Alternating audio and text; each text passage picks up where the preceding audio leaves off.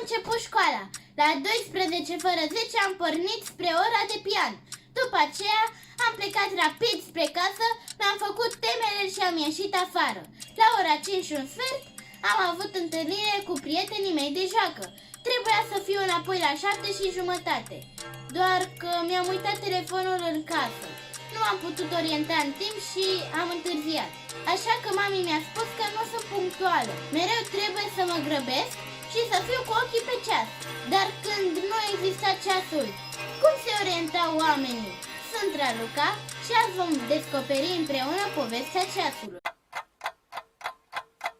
Dintotdeauna omul a fost preocupat să-și găsească repere pentru a măsura trecerea timpului, iar primul instrument de măsură pe care l-au găsit pentru a se orienta în timpul zilei a fost umbra. În antichitate, oamenii au observat cum umbrele copacilor sau propriile lor umbre își schimbau forma și poziția în funcție de momentul zilei.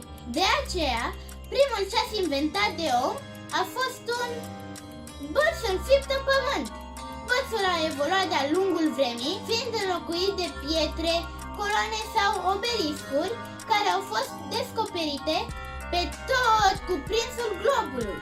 Cel mai faimos ceas solar este fără îndoială ansamblul de megaliți de la Stonehenge.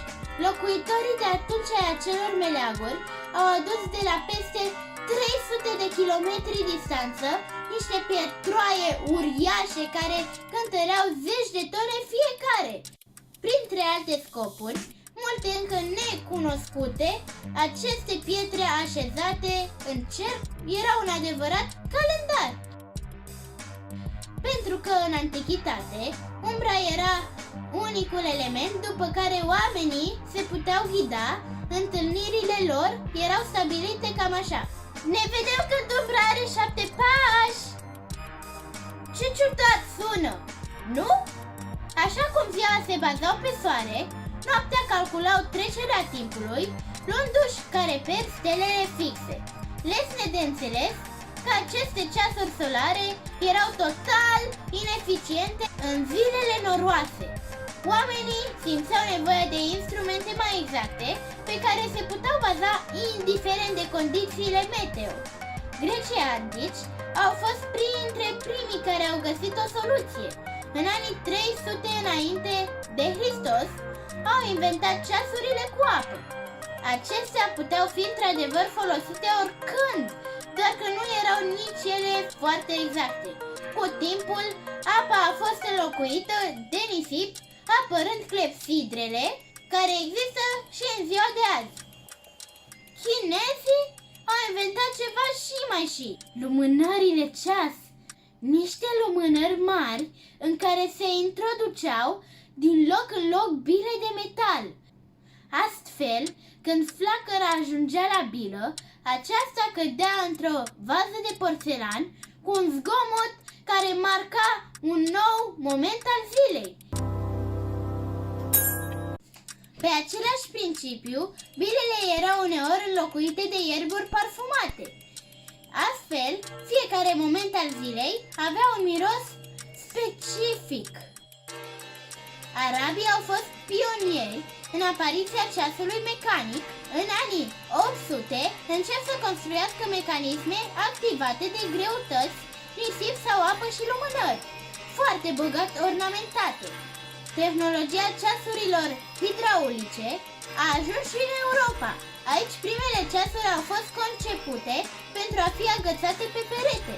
Mai întâi, acestea au pătruns în mănăstiri și biserici cu scopul de a respecta programul slujbelor religioase.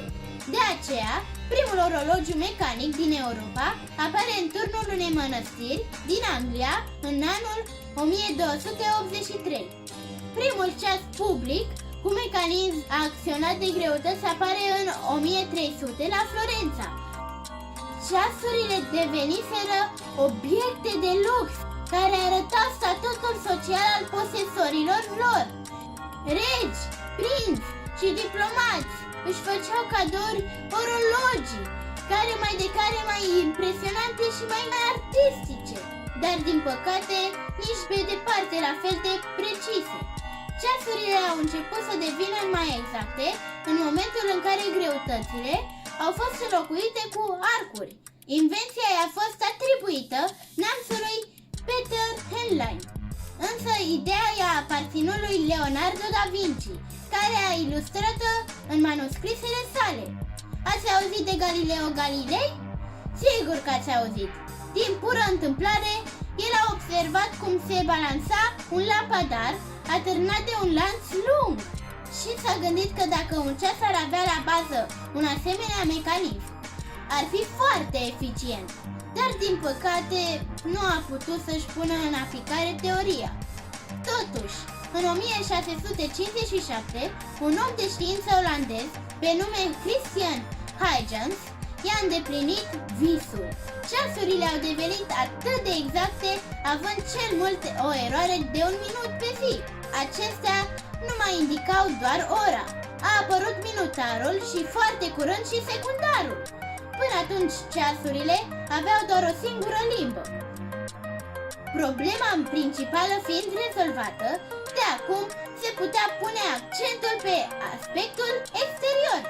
Apar ceasuri din ce în ce mai extravagante, adevărate opere de artă care dăinuie și azi. La fiecare oră fixă, turiștii se înghesuie la ceasuri astronomice, precum cele din Praga, Anglia, Elveția, Franța, Italia sau Suedia. Același Huygens a inventat și ceasurile de buzunar, aplicându-le un mecanism pe bază de arcuri. De aici până la ceasurile moderne nu a mai fost decât un pas. Desigur, de-a lungul timpului, inventatorii au încercat să reducă și acea eroare de doar 1 minut pe zi.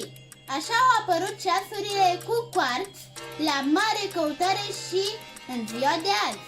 Dar tehnologia nu s-a oprit aici. Cele mai exacte ceasuri în momentul de față sunt cele atomice, care au o eroare de doar o secundă la câteva sute de ani. Mostre din ceasurile fiecarei epoci puteți vedea chiar în România, la Muzeul Ceasului din Ploiești.